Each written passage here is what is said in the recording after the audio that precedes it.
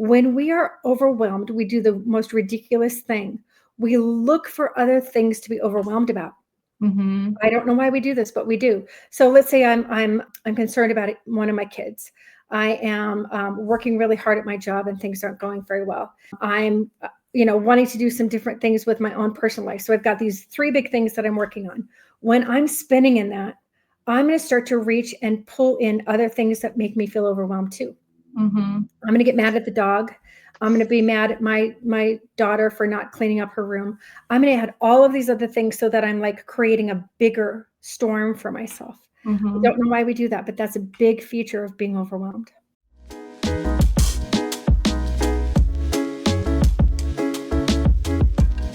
Welcome to the Erie Wellness Podcast. I'm your host, Lauren Brunetti.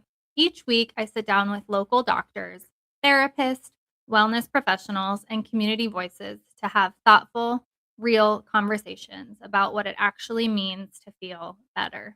This podcast was created because wellness can feel overwhelming.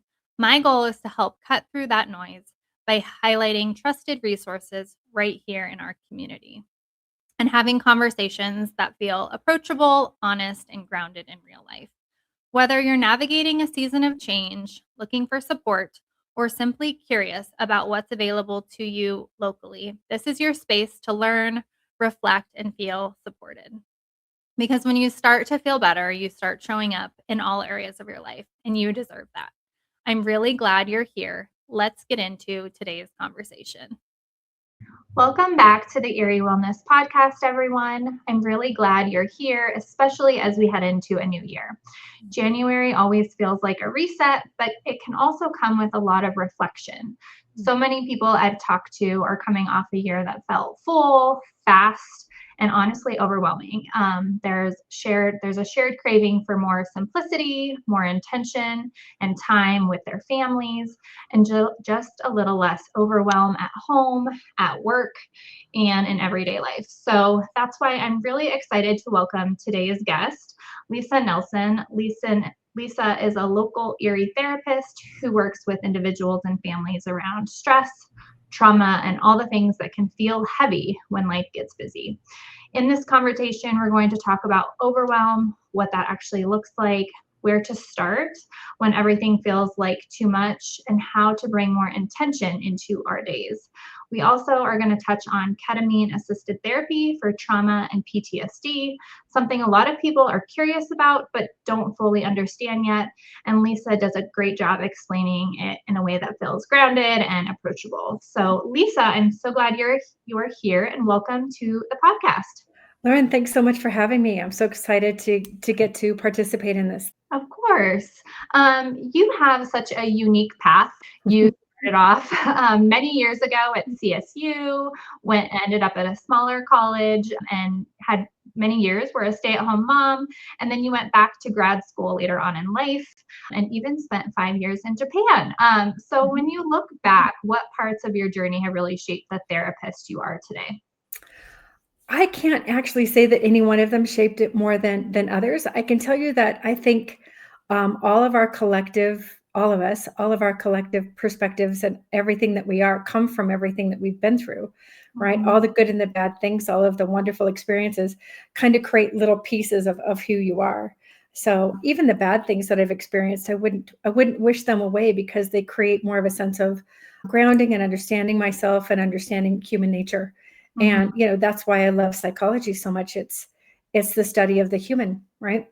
And if I didn't have a lot of varied, some good and some bad experiences, that wouldn't necessarily make me a very good therapist, which is a really good thing that I went back to school when I did, because I needed a lot of life experience in order to do the work that I do. So I think that was actually really beautiful providence that I didn't go to school when I first wanted to go, which was right after grad school.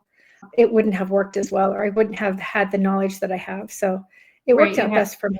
You had some life experiences under your belt before applying it to grad school. What made you decide to become a therapist?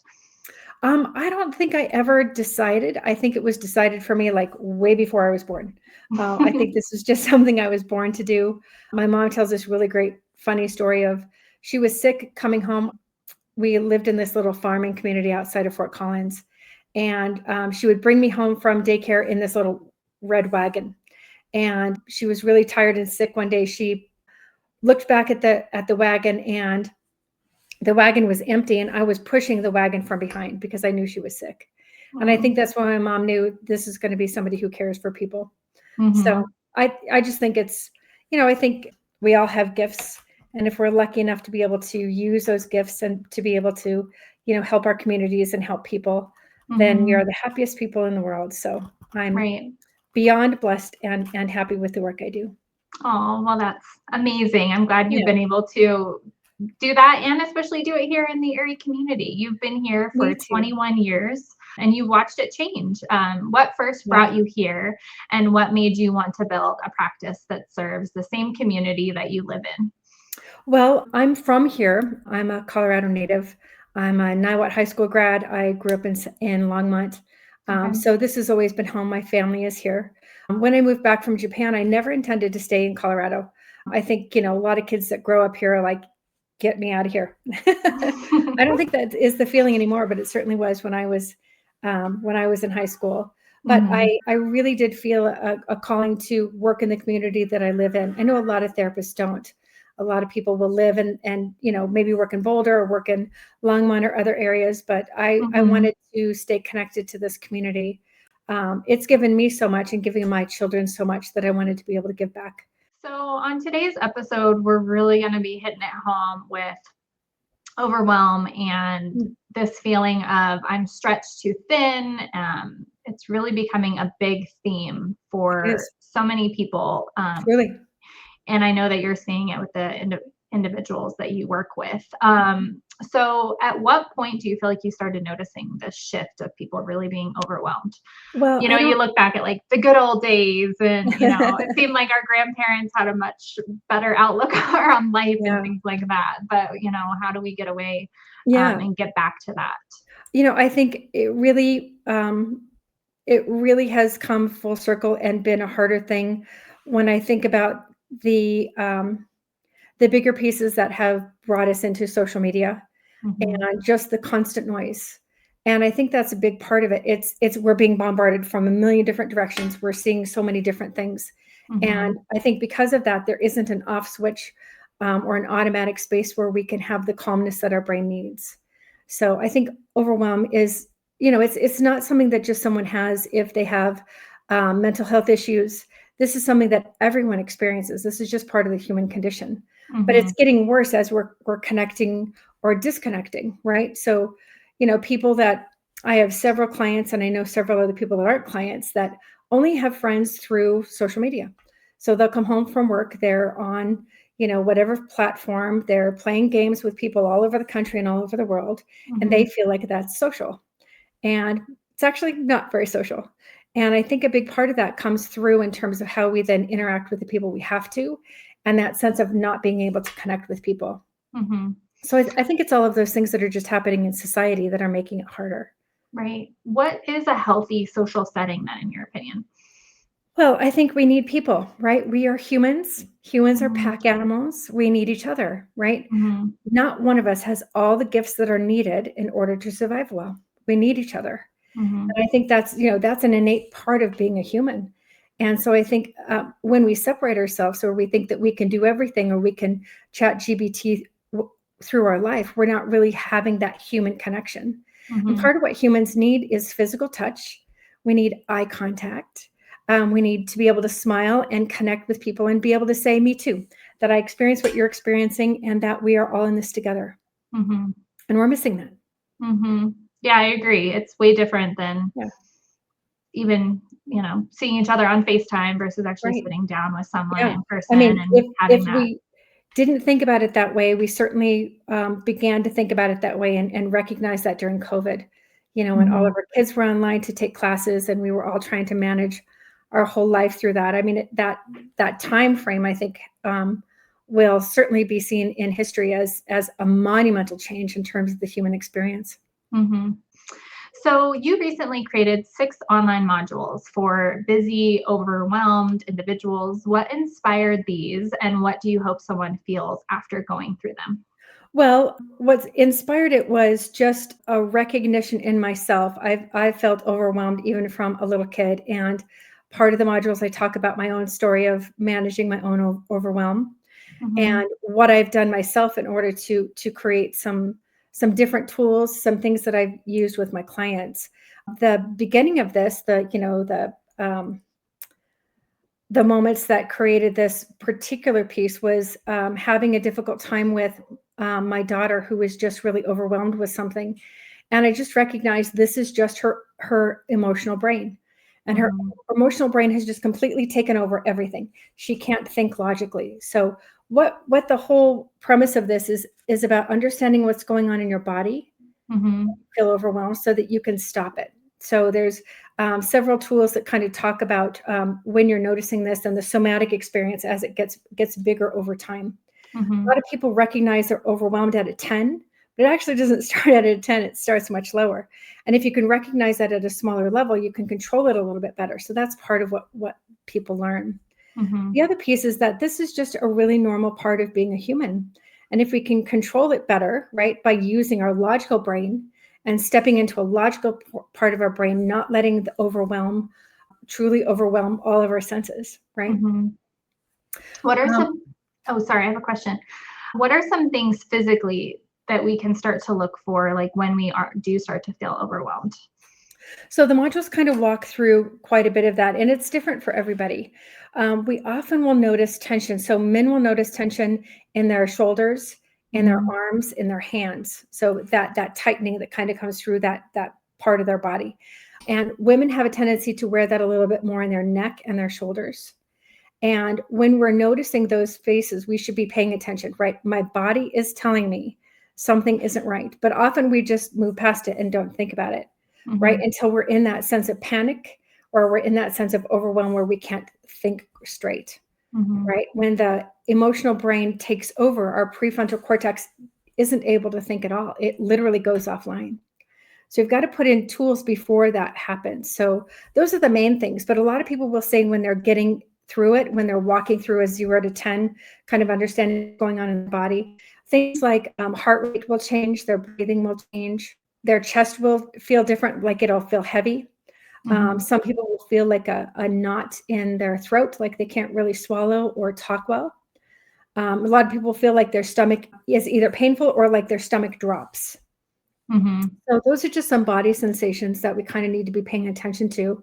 Whether we're overwhelmed or not, our body is actually telling us some cues, right? And if we're paying attention to them, then we're actually listening to our body and responding in a positive way. So, would you say that the biggest way we do that is checking, like, doing regular check-ins? How do we cut out the noise so we can actually pay attention to what our body's telling us? Yeah. So if we notice those things that are happening, it's just a really quick thing to go. Okay, I'm listening. What are you trying to say, right? And Mhm. then what's in my environment, what's around me that's causing this. What am I saying to myself? What did somebody else say to myself? Right? Mhm. Those are kind of the three big places where it's going to come in. So if we're just noticing what's going on in our body, then we can actually have the conversation with ourselves to say, okay, right, this is 2 days before Christmas. This is the day before, a big event. This is the anniversary of a death that's really been impactful for me. When we notice those things, we can say, okay, then it makes sense that I'm feeling this way, Mhm. right? And then we can begin to slow down that process. Whenever there's anticipation towards something, Yeah, um, we just have to remember that we're human, and, like, that's of right. course we're gonna start to feel some of these things, but Absolutely. And it's a logical part of just being a human. This doesn't mean that you have mental health issues. This doesn't mean that you're crazy. Mhm. Although we can also feel very crazy, right? When we're, like I said, when our prefrontal cortex is gone, when it goes offline, when we're Mhm. feeling that sense of, high anxiety and or overwhelm, Mhm. we are just going to be living in our reptilian brain, which is going to lie to us, make us feel more anxious.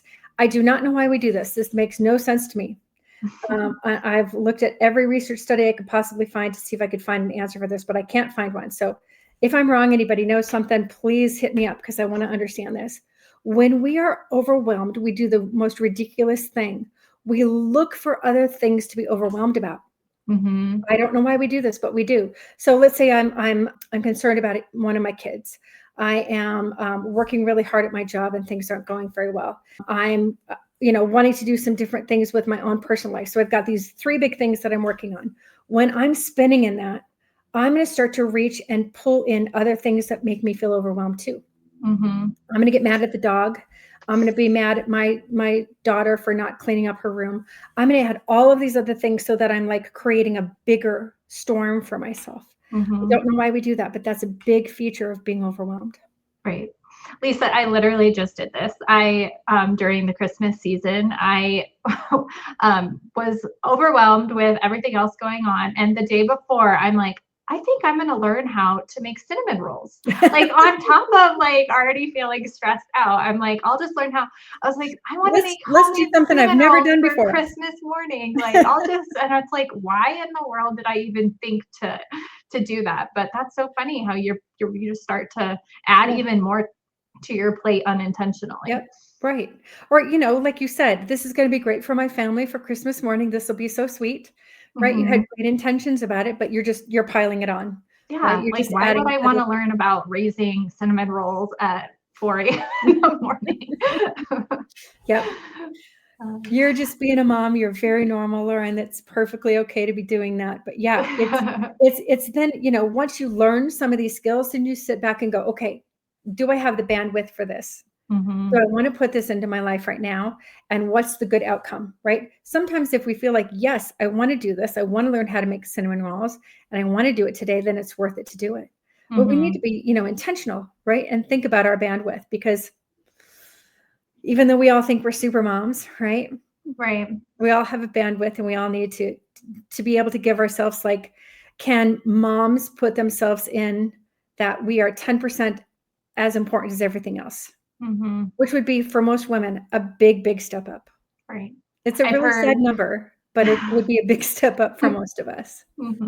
I've heard the saying, like, does my desire match my capacity or something like that? And just thinking about it from that standpoint. Yeah. And, our desire is for everything to go perfect and for us to be as perfect as humanly possible and do all the things and everybody to be so amazed that we can do 20 million things. Right. But is that bandwidth actually worth it? What's the cost? And something for us to think about as we head into the new year, like what are our priorities going to be this year? What's our bandwidth look like? Sure. So for someone who's listening, who it's the start of the new year, but is already feeling like overwhelmed, what's one simple doable thing that they could even start today, in your opinion? So I think it would be smart to really start with your intentions, right? Whether you're a vision board person, you're, vision casting, you just make a list of all the things you want to accomplish in the year. Doing that at the beginning of the year can be a really, really beautiful thing, kind of like a resolution, but like with details, right? Anything that we're doing, but we're like thinking about it, but not actually putting in a plan is not worth doing, right? We need to be intentional about it. So rather than thinking of 20 things we want to do this year, could there be maybe 3 things that would be highly, highly impactful, right? So paring it down is the first most important thing, being very, very specific with yourself. So I think for most people, it's good to just do a mind dump at first, which is just write out on a piece of paper everything you'd like to do, right? You'll see some connections and you can make like bigger, these 3 things work together. That can be number 1. These 3 things work together. That can be number 2. So start that way by just kind of giving yourself some time to just dream. What are the things that really speak to you and you want to do? From there, then you want to be very action oriented. When do I want to start? What does that look like 3 months in? What does it look like 6 months in? How do I finish strong by December? Really giving yourself all of those spaces within that. So you have benchmarks along the way can be really important. And then being really honest with yourself about how much time and energy can we put into this every single day, right? Because not everybody has time to get everything done that they'd like to do. But if we're doing a couple of them, we can see, monumental changes over time. And what season am I in too?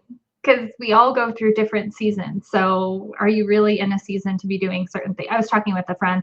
They are worth considering doing a cruise, but they were going to be away from their teenage kids for like 10 days. And she's like, we're just not in that season yet. Right. So like eventually we will be, but and it's Yeah. been on my mind, but it's just not the season for it. Yeah, absolutely. So a new thing that we're doing here on the podcast this year as we head into 2026 is we're doing community questions that, I I'm love it. letting the community know, hey, I'm going to be interviewing this person. This is what we're talking about. What kind of Yeah. questions do you have for them? And we're going to pick one question. So the Okay. question that we picked for this episode was, I'm feeling stressed and overwhelmed by my work and responsibilities, and I want to get back to a healthier balance as we head into a new year. I know we talked a little bit on this, but what do you have to say for that person?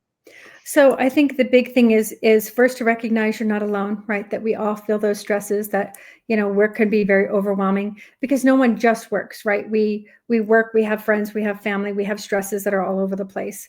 And the biggest thing that can be helpful is to separate them, right? If we're allowing all of it to be in one big pile in our brain, we are feeling overwhelmed. So we need to separate our work from the rest of our life. So this can be, putting together a list of the tasks and the things we need to do that are work oriented, but it really comes to this idea of creating some balance so that we have a very healthy life outside of work and a very healthy life with work. So for a lot of people that are working from home, they work far too many hours. They think they're working 40 and it's probably more like 60. Mm-hmm. And for a lot of people that work from home, they aren't really clocking like the number of hours they're working or the extra time when they're actually thinking about work when they're home. Yes, Because people that work from home work. never are at home and they're never really at work. They're kind of in both, right? So that can cause an awful lot of frustration and difficulty. So, setting up some specific work hours and some specific goals. If there's a promotion you're looking for, what do I need to do to really hone in to make sure that that's possible? So again, it's the thought and the intention around it. It's not a specific space about, this is too much for me, because it's probably not. It's probably manageable. We just need to be very intentional about what we're working on. I make a list at the end of my day before I leave my office of everything that I need to do, a call that I need to return, something else that I need to do for the next day. It's sitting right there on my desk. I don't have to think about it when I get home, because I think part of when we're overwhelmed is when it's just swimming around in our brain too much. So making some lists can be really helpful, but we need to have hobbies. We need to have friends. We need to have things to do outside of work that also make us excited so that we can create that sense of balance. And those things can be really helpful. The course goes into lots of details around some other tools that might be helpful, but I'll just give you one here that I think is really important. And that is, once we've recognized what's going on in our body, right? We're at that point where our neck or our shoulders or our arms are starting to feel that pain, really stepping back and just doing some specific breathing. So everybody talks about just take a big deep breath. You're going to be fine, and they'll say things like, don't worry, just be calm about it. And I think the opposite is actually more effective. It's not the breath in that's effective. It's actually the breath out that's most effective. Because when we're breathing out, we're connecting with our vagal nervous system, which is in the back of our stem cell. It is the granddaddy that affects the sympathetic and parasympathetic nervous system. So if we can attack that nervous system, we can actually help our body to feel calmer. If our body feels calmer, then we'll feel calmer too. So I suggest breathing in about half as much as you breathe out. So if you're breathing in for a count of 4, breathe out for an 8, but really get all of it out. So you're feeling like it's getting the very bottom of your lungs, getting as much air out as possible. Doing that for 4 or 5 rounds, you'll feel a greater sense of calm within your body. Then we've got both the emotions are calmer and we've got the intellect is higher. And then we can solve problems a little bit better, because we're a little bit more in a sense of centeredness. So we're breathing in through our nose. And it doesn't matter if you breathe in through your nose. That's definitely a yoga kind of thing. And that can be effective. But, if you're a mouth breather, not going to make you think I can't do this because you have to breathe through your mouth. It's totally okay. It's about the amount in and it's about the amount out. What we're doing there is we're focusing on it, right? So we're quieting the noise of the overwhelm. We're quieting the noise of the worry. We're focusing on just the breathing, because we're counting on it, but we're also noticing what's happening in our body. So we're connecting our brain and our body, which is where we need to be in order to create a state change. And the breathing out is twice as long as Right. the breathing in. Okay. Yes. Yeah. And this Okay. is, you can do that anywhere. You can be driving down the street and do that, but the more you're concentrating on it and kind of blurring out the rest of your world for, 30 seconds or a minute, the more you can create that state change that you're looking for. Mm-hmm. It'd be great to write your list at the end of the day of all the things you Yes. have to do that Yeah. quick breath, especially if you're a work from home person, Yeah. do the quick breath and then a fully transition and say like, I deserve now to like go have my family time. Yep. I need to like Yeah. cut off work and then go be present with my family. After I do that deep breathing and after I do my list, I literally go to my sink in my office and I wash my hands. Mm-hmm. I'm literally metaphorically washing the day off. Mm-hmm. And that helps me mentally prepare to be able to come home. Because it is really hard when you are work from home, or I mean, if you don't necessarily work from home, but to just get rid of work. Yeah. It's constantly running in your Right. brain. And I don't know if it's because we're tied, like people are tied to my value is in my work. Yes. But it is really hard. Yeah. If we know that we've got it on a list at work and we've washed our hands and we've, kind of done some deep breathing so we can go and have a beautiful life outside of work, it kind of helps us. If at 2:00 in the morning you wake up and you're worried about it, you can say, nope, I put it on the list. It's on the list in my office. I'll take care of it when I'm there. Mm-hmm. And if it's not, right, get to a pen and paper and write it down so you can add it and then try and go back to sleep. But, it's about creating that separation and really being able to have a balanced life. Mm-hmm. I like the washing of the hands, analogy too. If you wash it and let it go. Yep. And I kind of, lots and lots of soap, lots of lather. And I'm thinking about every client that I spoke with today and, wishing them well and wishing them a great week, but also wishing myself the peace to not have to think about that as I'm going out and doing anything else I want to do that isn't work. Mm-hmm. Creates that sense of separation for me. Mm-hmm. And we all deserve to live a life like that, Oh my gosh, yes.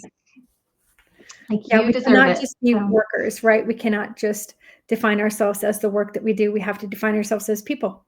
Mm-hmm. Okay, we're going to take a quick pause here because I want to take a moment to highlight a local business that's really doing important work in our community. Parents, if your child could use extra academic support, I want to tell you about Teachers Who Tutor.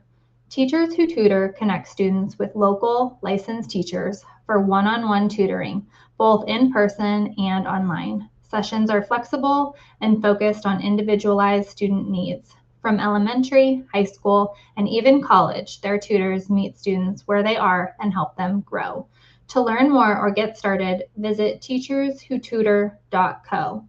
That's teacherswhotutor.co, building brighter futures. Now let's get back to today's episode. So I'm really curious because I do not know much about this, but you offer ketamine. Am I saying that correctly? Ketamine? Ketamine-assisted psychotherapy, yes.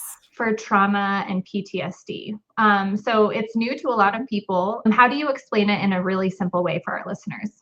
So ketamine was developed in order for you to not have memories and to keep you at a much lower conscious level during surgery. That's its purpose. And because we know that it keeps us and our subconscious and our conscious brain quiet, we can use that in a very different way. So rather than using a large dose that they use in surgery, we use what's called microdosing. So it's a really beautiful medication because what it allows us to do is quiet the conscious brain.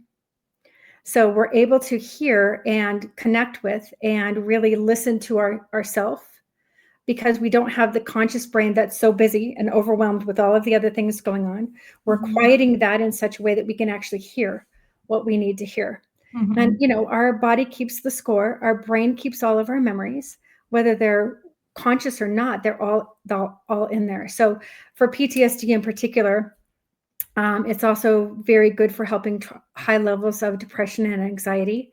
Like if you've been to regular therapy and things are just not moving or changing, this can be a bit of a restart or a huge boost. And in a lot of cases for anybody, this can really reduce the amount of time that you're in therapy. So for a lot of people in ketamine-assisted psychotherapy, it's not a one-time thing and it's not a magic bullet. I think people think it is because we're using medication in a different way, but it really is a space where we can, decide what we're working on, what specifically is happening. Maybe not just the surface level things, but what's underneath it, what's causing us to feel that way. Is it maybe not feeling enough or not feeling good about yourself that causes you to then step into addiction? Is it maybe a really bad traumatic event that causes you to be re-triggered in that every single time you hear hear a car backfire or hear something that sounds like a gun? So we can step into what is that base thing by talking about it for a session or two before we step into a ketamine session. So ketamine sessions are about 3 or 4 hours long. Okay. So it's a long amount of time. But we start with a little bit of a conversation, and then they take this. It's a sublingual piece. You just put it underneath your tongue for about 10 minutes. And then you begin this sort of a bell-curved experience for those 3 or 4 hours. People afterwards often are saying, I understand myself better. I understand where this comes from. I can look at it from a different lens. Then we spend the next session or two working through that. What's the meaning and the message from there? Then we go back into another session with ketamine. Sometimes if we can do, I would say the average is about 4 ketamine sessions, which means probably about 8 or 9 total sessions.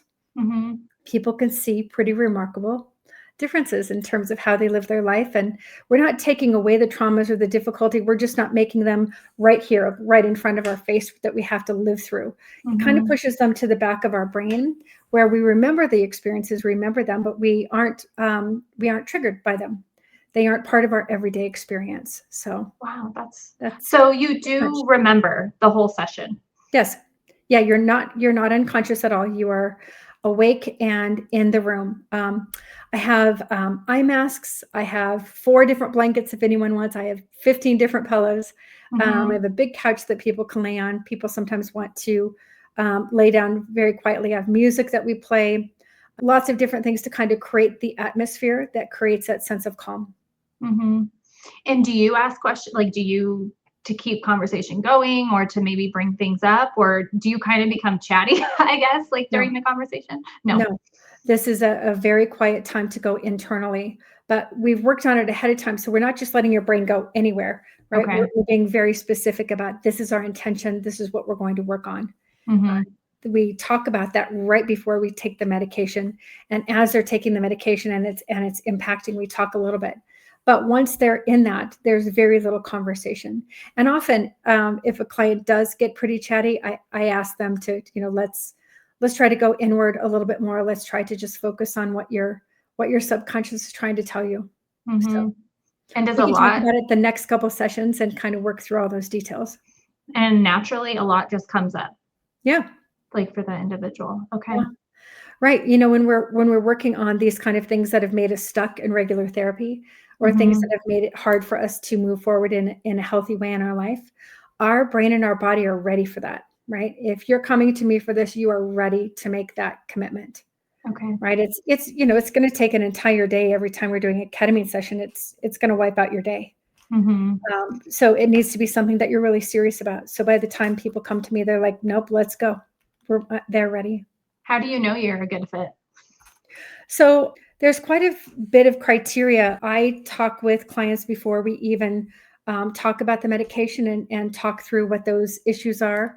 I offer them regular psychotherapy. I offer them EMDR, which is a different trauma format. And if those don't feel like they would be successful or helpful, we talk about, the granddaddy here, the big ketamine piece. And not only that, then I'm part of a group practice in this called Journey Clinical. And Journey Clinical has psychiatrists all over the country. And they then have a meeting with a psychiatrist to talk about them medically, if they're medically able to participate in ketamine. So there's very few people that wouldn't be, but some mental health pieces, let's see, schizophrenia, bipolar, bigger things like that, where the brain can change very, very quickly, or things can become more delusional, are not a good fit. But a lot of other things can come into play in terms of other medications or your physical health. And that's something they have a conversation with a psychiatrist about. Okay. So then the psychiatrist says, yes, you're a good fit. the medication is sent to them at their home, and it's just microdose little pieces. They bring those to me unopened for our microdose sessions. Well, I love that you can cut down the number of sessions. Like you said, you could sit down with someone for a whole year doing weekly sessions, but this really cuts down a lot of the healing, which is incredible. It really is. It really can be. Yeah. It really can be, a different way to get someone that's maybe been stuck in therapy or stuck in their life to kind of see things from a different perspective. So yeah, it's quite fascinating. I think one of the most interesting things that happens to some people is memories will come back of things that they haven't thought of in a long time. I had a young lady come in, and she's pretty upset in these moments. She's crying. And when we talked about it a couple days later, she said, I had a picture of my grandmother's living room. And she said, I know it was my grandmother's living room because there was a round window that was in the back there. She said there was always birds, so I could see the birds that were there. And she said, I haven't thought about that since I was about 5. Her grandmother died shortly after that. So a 5-year-old memory is something that we can still grasp. Wow. Yeah. Lisa, that's incredible. Yeah. Just for some people who bringing up their past, and sometimes I wish we were all better, right? Because we remember things and you're like, do I really remember that? Is that my picture that I remember? But to actually for it to come back to you so naturally. Right. It really is. It is quite interesting and profound.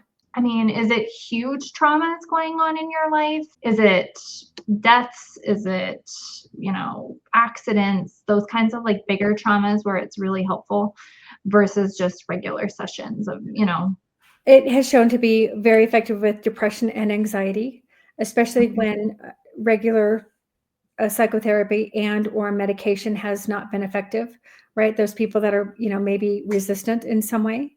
Because we can often just run into some blocks in terms of how we see things or things that we don't want to talk about. And ketamine can be really helpful for that. So depression, anxiety, some, pretty normal low level mental health issues can be helpful. It like every other area of trauma always starts with PTSD. Things are always, tested in the area of PTSD, because if we can help that, then we know it can help in smaller areas too. So yes, car accidents, even birth traumas, things like that can be really helpful.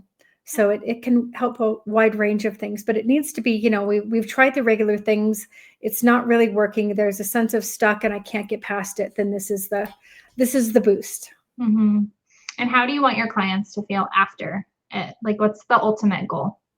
The ultimate goal is for them to say, I don't feel that way anymore, or that doesn't bother me anymore. Or I had a gentleman come in that had just some childhood trauma, and we were just able to work through lots of different layers of the trauma. What this client ultimately said afterward is, I know that I can take care of myself. I never needed that parent to do these things. I never had the parent that did this, but I'm okay now because I can take care of myself. And that was his outcome. That's what he wanted. And so walked out of there feeling more confident that stuff doesn't need to bother me anymore. I'm choosing not to let it bother me anymore. I understand it differently. Because, it's like the rest of it. If we can help the core issue, not the predominant thing that everybody sees. So, addicts are not addicts because they're addicts, right? They're addicts because of maybe some genetic history is still being shown to be a factor, but it's also just how we feel about ourselves, right? We have a hole that we're trying to fill. So it's either food, alcohol, sex, whatever those things are that we become addicted to because we feel like they're filling us. But that's not the root cause, right? The root cause is how we feel about ourselves. Right. So if we can attack that lower level, that root problem, we can actually see great change. And when we have that internal confidence in ourselves, we do so many more amazing things. Yep, we can rule the world. So you have called Erie home for over 2 decades. What do you love most about living here? And are there any favorite local spots, traditions, or memories that make this community feel special to you? I think in terms of memories, I've always loved the Christmas parade every year. We have some great traditions with that. Really love to see all the growth that's happened. I mean, when we first moved here, And, the Erie Mall was the Conoco right off of Old Town.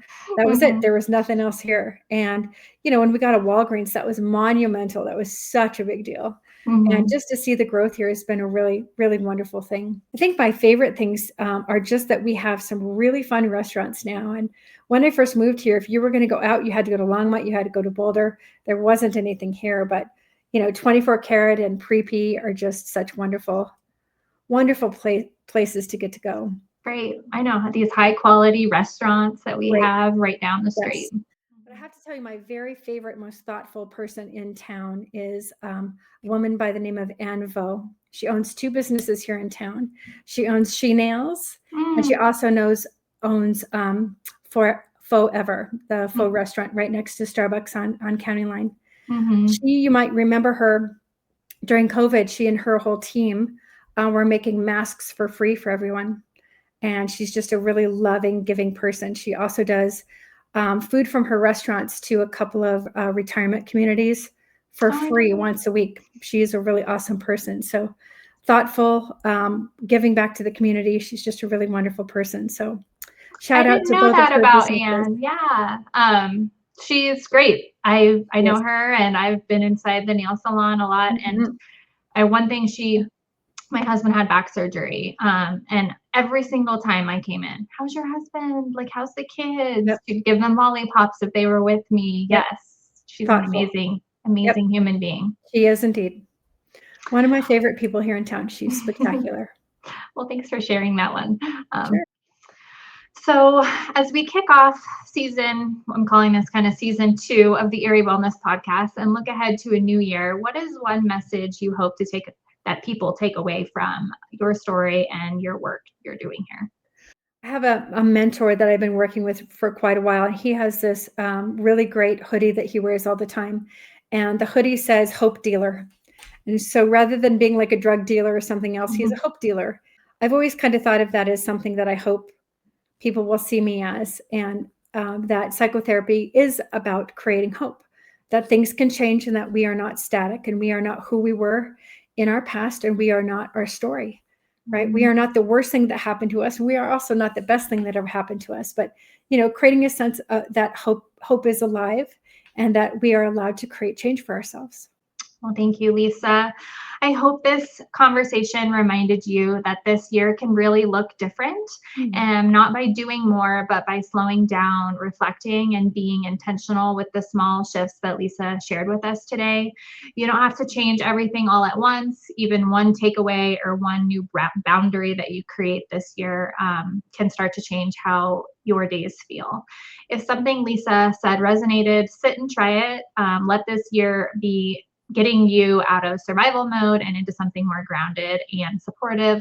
Lisa, thank you so much for being here and for sharing your insight with our community. And to everyone listening, thank you for being a part of this conversation. I'll see you next time here on the Erie Wellness Podcast. Thank you so much. All right, friends, before we wrap up, here's the part I need to share. This podcast is for educational and inspirational purposes only. I'm just your friend behind the mic. Nothing shared on this podcast creates a patient relationship with any of our guests or replaces the guidance of your physician, professional coach, or other qualified expert. And the views shared by guests are entirely their own and don't necessarily reflect the beliefs or values of the Erie Wellness Podcast. My goal is to simply create a space for real, open conversations that help us all learn, grow, and feel a little more connected on our wellness journeys. Thanks so much for listening. I'll see you back here next time. Thank you so much for listening to today's episode of the Erie Wellness Podcast. If something from this conversation resonated with you, I hope you'll take it with you into your week or share it with someone in our community who might need it. To subscribe, just head to the main page for the Erie Wellness Podcast, right where you're listening, and tap subscribe. And don't forget, when you start to feel better, you start showing up better in all areas of your life, and you deserve that.